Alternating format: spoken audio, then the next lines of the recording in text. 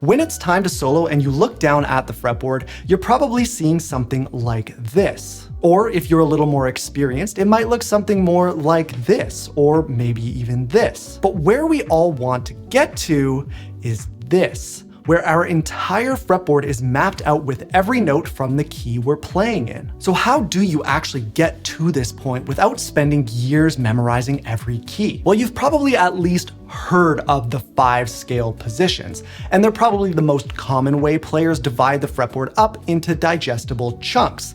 But there's actually a far easier way to simplify this entire massive pattern, where rather than seeing this vast sea of scale shapes, we see these more instantly recognizable chord shapes. And each one of these individual shapes is nothing more than a C major chord. And what key are we in? C major. I like to think of it as creating landmarks that live inside each position. So rather than seeing a position as a pattern full of notes, you can more quickly recognize the landmark within each shape, which helps you feel like there's something familiar nearby no matter where you are on the fretboard.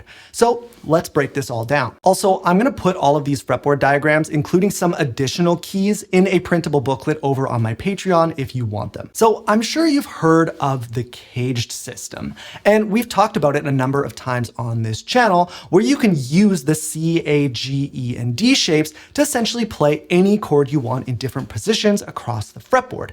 Typically, I use caged as a way to visualize and access every chord from a key within one scale position. So in the key of C major or A minor,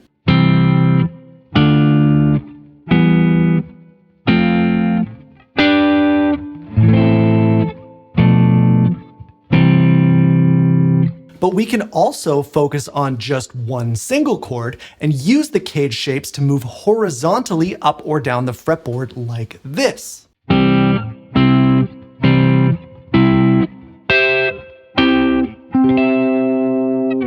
So before we get ahead of ourselves, let's quickly touch on the scale positions and how we number them. We know that there are 5 positions, and every position can be numbered in 2 ways. They can be numbered based on the major scale or the minor scale. And because of something called relative major and minor keys, each position can be used equally to play both the major and minor scale. So let's use the C major scale and its relative minor scale A minor. In a minor context, position 1 would be this one.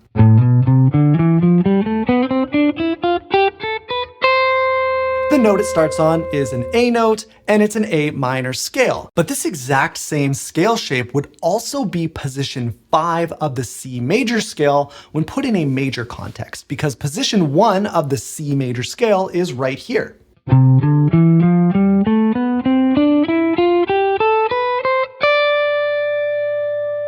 This also means that we could call this exact scale position 2 of the A minor scale. And again, this is because A minor and C major are relative major and minor scales. They share all the same notes across the whole fretboard. So when I move up to the next position, it's not starting on an A or a C note, but that doesn't matter because it's all just the same scale starting at a different point.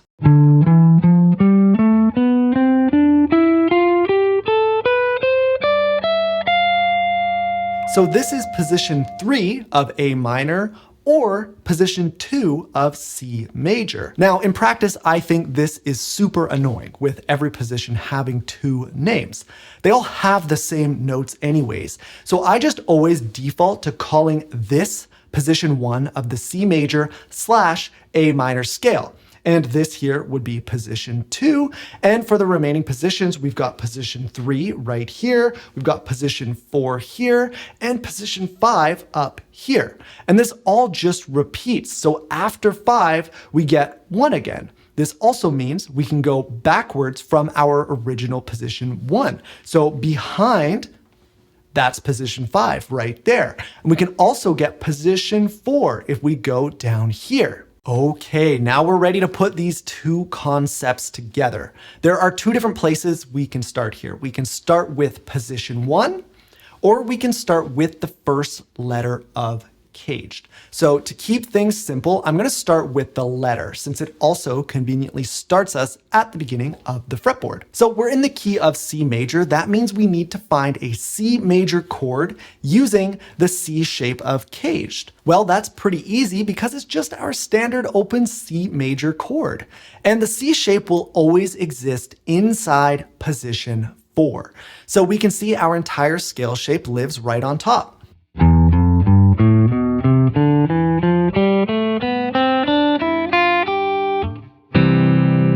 It's almost like a skeleton that lives inside the full shape. And the idea is to use that C shape as a landmark for position 4. You can even now call position 4 the C position. Now we take the part of the C chord shape that's the furthest up the fretboard and connect that to the next shape in caged. So we just had C. Next up would be A. That means creating a C major chord, because we're still in the key of C major, using an A shape. And that's connected to our C shape right here. That is an A-shaped C major chord, and living on top of that is our position 5 of our scale.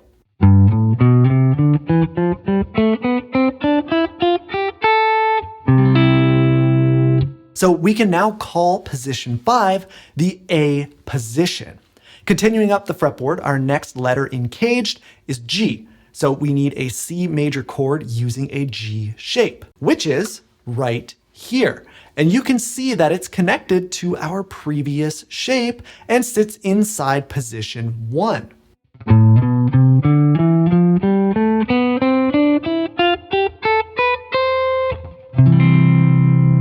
Which we can now think of as our G position. Next up is the letter E. So C major chord with an E shape, which puts us right on top of position 2.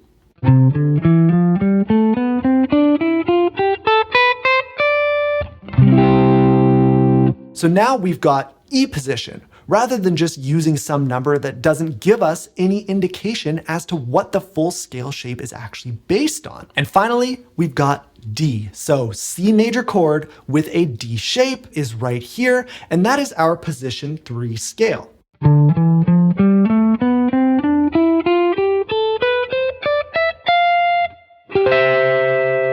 Which we can now call the D position instead. So that covers all 5 positions and all 5 letters from the caged acronym. And just like the positions repeat, so do the caged shapes. So if we kept on going up the fretboard past that D position, we'd be right back at the C shape or position 4, and the whole pattern would just start over.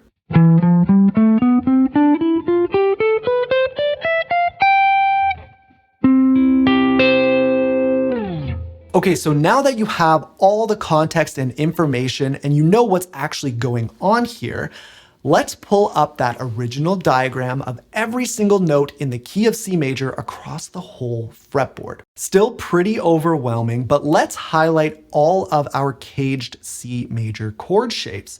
All of a sudden, things look a lot less like random patterns and a lot more like those individual landmarks for each position. And if I went as far as hiding all the extra notes and just left the chord shapes, you'd see that they create one connected pattern spanning the entire fretboard. It makes things a whole lot easier to visualize when you have this recognizable skeleton running through all your scale positions. So that all works for the key of C major or A minor, but what about other keys? Well, it's actually pretty simple. Things just shift up and down the fretboard, but the positions still have the same shapes inside them. Position 1 is still G, position 2 is still E, position 3 is still D, 4 is C, and 5 is A. So let's take a key like D major, which means we will be making D major chords using the C, A, G, E, and D shapes. Since everything moves up, that gives us room to fill in at the beginning of the fretboard. And that would be position 3, which totally makes sense because position 3 is based on a D shape and our open D major chord is right there. Every other connected D major chord falls right into place after it, and nothing else changes. I can once again remove all the extra notes from the scales, and I'd still have my connected caged shapes acting as landmarks for each position. It's as simple as that, and would work the same for every other key as well. The shapes don't change. Everything just shifts up or down the fretboard to fit. As I mentioned earlier, I have all of these fretboard diagrams as well as a few additional keys available as a printable booklet over on my Patreon if you want them. From here, I'd recommend this lesson on something I call the XY method, which is a great way to start using more of the fretboard when soloing. I'll put a link to that up in the middle of the screen for you. Thank you so much for watching, and I'll see you in the next one.